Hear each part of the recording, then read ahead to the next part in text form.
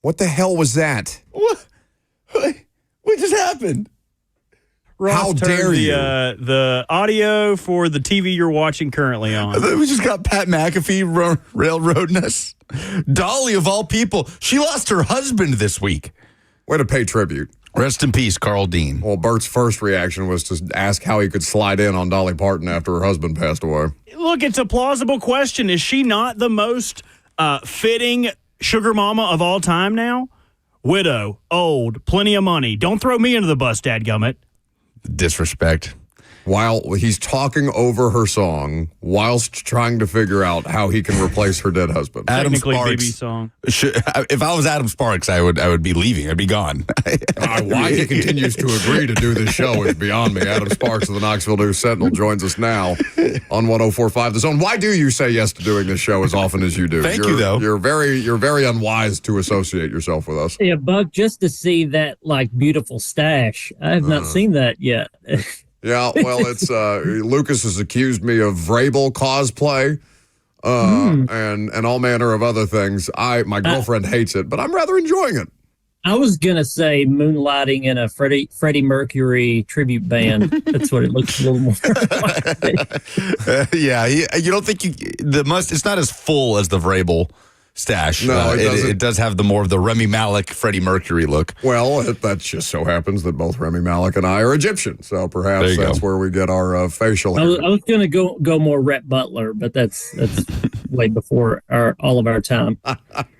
So spring ball is getting ready to get underway in Knoxville. Obviously, building off the college football playoff appearance is on the forefront of everybody's minds. What's just generally the vibe around the football team heading into another new year? I know things get underway much sooner than we're getting to them, but in your world, what's kind of the vibe check right now?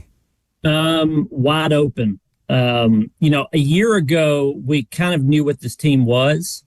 A lot of veterans, a lot of fifth-year, sixth-year seniors a year ago.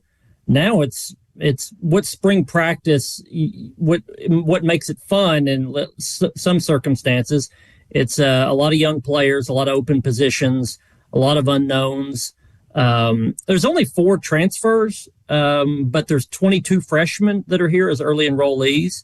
The one that everybody wants to see is David Sanders, the 5-star offensive tackle. But wide open is the vibe because there's so many different guys that I could see factoring in on this team. On the other hand, I could see guys a month and a half from now, looking into the transfer portal and thinking maybe I need to go elsewhere. So I think just that uncertainty is going to make it fun.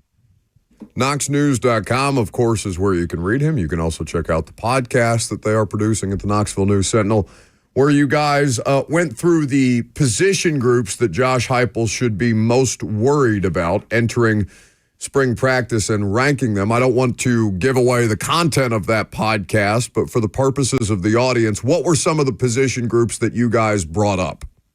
Wide receiver and offensive line are easily, I think, the top 2. That is as long as Rickey Gibson doesn't hold out, which is an NFL term that suddenly we found in college. But it's offensive line and wide receiver. Offensive line is replacing 4 starters. And even the 1 starter coming back, Lance Hurd, he underperformed last year. Wide receiver, I think, is the most critical position because if the wide receiving core is not good, Tennessee's offense is not good. If Tennessee's offense is not good, this team is an 8-4 team. It's not a 10-win team like it was last year. They had major questions at wide receiver last year. I think they have 2 big problems at wide receiver. I don't know if they have an impact star player at the position, and they also don't have numbers.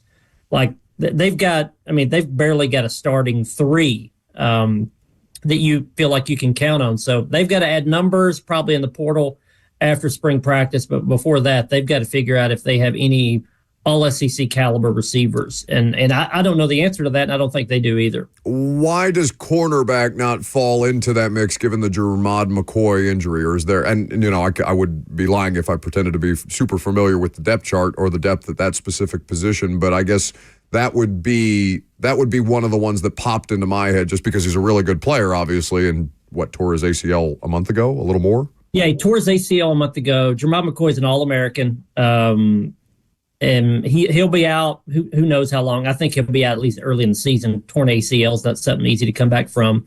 The reason that I think corner is not the most critical position is because Rickey Gibson, I think, is going to practice tomorrow. Every indication I've gotten is that he's going to. He announced in sort of an odd way, or I should say Rickey Gibson's people announced about a week ago that he was going to go into the transfer portal. The indications are that would be over NIL money. He wanted more money. Interestingly, he was not quoted in the story. Rickey Gibson hasn't talked about it publicly yet. And there was a question of whether or not he was going to practice or if he was going to be like a legitimate college holdout. Indications I've gotten is he's going to practice tomorrow, and that tells you that they're probably going to work things out money-wise behind the scenes. If Rickey Gibson was not out there, corner would probably jump up to the top of the list. But because he's going to be out there, I think it's a concern, but it's not a concern that they can't figure out because I do think they have other good pieces in the secondary. Boo Carter is a future star, maybe a current star. They've got a safety coming back. They have some options in the secondary. Guys in Nashville need to listen for Caleb Beasley, former Lipscomb star. He could start at corner right now with Jermod McCoy being out. He's certainly a guy that'll be in the mix in spring. Adam Sparks, Knoxville News Sentinel, here with us on 104.5 The Zone. Of course, you can read him and all his colleagues at knoxnews.com. Now, that's where I was going to go next, Adam, was your read on the Rickey Gibson situation. And, I mean, it's interesting to hear you talk about it like it's not that significant a concern. I mean, does that sort of sum it up for you in terms of Rickey Gibson that, he's putting this out there, but in all likelihood, things are going to work out on that end, or at least Tennessee is going to, have a plan in place for things to work out? Well, it's a binary issue. If he remains on the team, it's not a problem. Or it's not as big of a problem. You got to still figure out how to fill the other corner spot with McCoy out. If he's not on the team, it's a massive problem. So it's either or. And I think Rickey Gibson has some leverage. I mean, every indication that I've gotten was that he was happy with his NIL deal and everything else after the season, and you could sort of read between the lines that his people recognized leverage when the star corner went down. And he suddenly has a higher value, and I think they're gonna do what they need to meet that. Because here's the thing with Tennessee, they're between a rock and a hard place. If they don't give him more NIL money or arrange something that would make him happier, and he leaves, you're not down one corner, you're down two corners, and in the spring portal window, like there's not good options to go find starters. So his people recognized, I think, that there's some leverage there, and I think Tennessee's going to give in at least to some extent, and I think he'll practice tomorrow. I think he'll remain on the team. Fans were pretty ticked off by this, but I think if he plays well, fans will forget about it. Like, this offseason, this has become the norm now. Mike Matthews got paperwork to go in the portal but never went.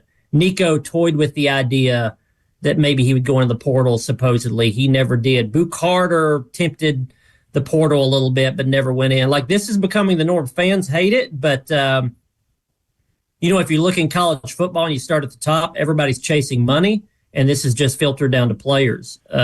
Conferences want more money from the TV contracts.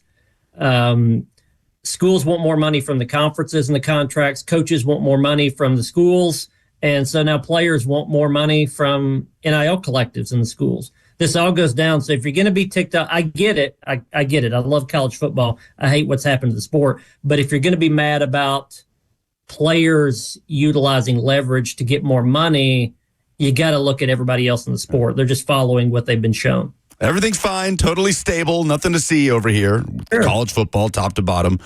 What is top of mind for you, Adam, when it comes to what you want to see from Nico Iamaleava throughout the course of spring practice?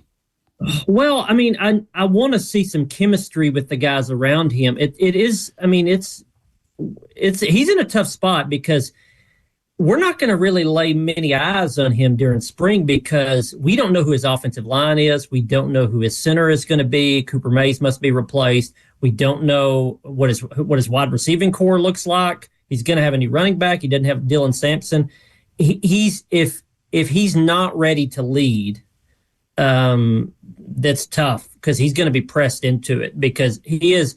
For a year ago, he was the young guy that everybody talked about like he was their little brother. That's over now.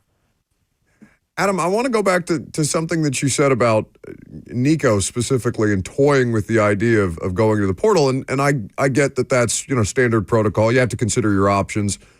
What details or how much information were you able to find out on how interested he might have actually been? Because obviously it didn't happen, so Vols fans don't have to fret right now, but that would have had huge implications for Tennessee's upcoming season.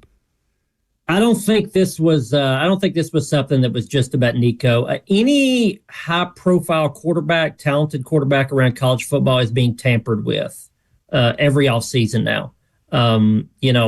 Miami ended up with a quarterback that they waited for in Carson Beck.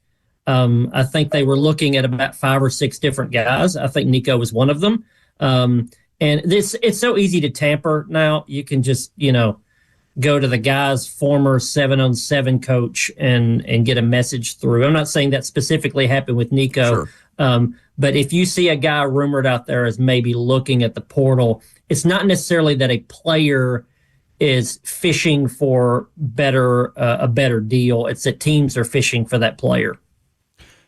Adam, do you expect Tennessee to have a regular spring game like any other year as other programs? They are. Yeah, they are. They are. It'll be on April 12th, but it's going to be capped by attendance. 45,000 is all that will get into Neyland Stadium. There's still renovations going on, so you'll see most of the lower bowl field, but it'll be 45,000. Tickets are going to go on sale tomorrow. $10 a ticket if you can get one. If you can get in, I think the big headline from the spring game is that it's not going to be on TV, and that's now the norm with a lot of schools. It's not going to be on TV. The reasons behind that is the SEC network is not mandating it. You don't have to put it on TV anymore. And obviously coaches don't want it on TV because they're sort of they're promoting the play. They're exposing players to the portal for tampering. All these coaches will look around and say, hey, that guy on SEC network, that backup receiver, I'd sure like to have him. And suddenly your players are going to get tampered with. So, and the other thing too is it's a boring product. I know some fans like it, but you see more walk-ons than you do starters.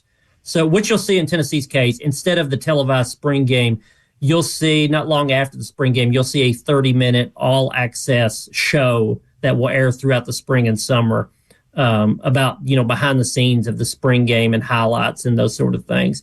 But, yeah, if you want to see a spring game, you got to be one of the 45,000 to get into Neyland. Or you can listen to it on the Vol Radio Network. That's the only other way to do it. But you can't see it unless you're live. Oh, Mike Keith's debut. Exciting. Oh, yeah. Oh, man. That just got me really excited. Or you can follow at Adam Sparks on Twitter and keep up with all the updates with his work at Knox News during the spring game. Be doing that anyway, you fools. Absolutely. Adam, as we look towards the NFL draft, we've talked a lot around here about James Pierce Jr. and what he was as a prospect before the start of the season, potential number 1 overall pick, to now fringe first-round pick and all this stuff about how he's doing in the interview process. He obviously crushed a lot of the testing in terms of his agility and athleticism. But, how have you sort of absorbed the narrative, the discourse around James Pierce Jr.? I know you didn't really get a chance to talk to him as he wasn't made available, but how have you processed all of that as his stock has kind of fallen over the course of the last few months? I think in his career, we got him twice in press conference settings after the Citrus Bowl and after one game late last season. That was pretty much it. It's some of it is predictable. We knew it at the time. I remember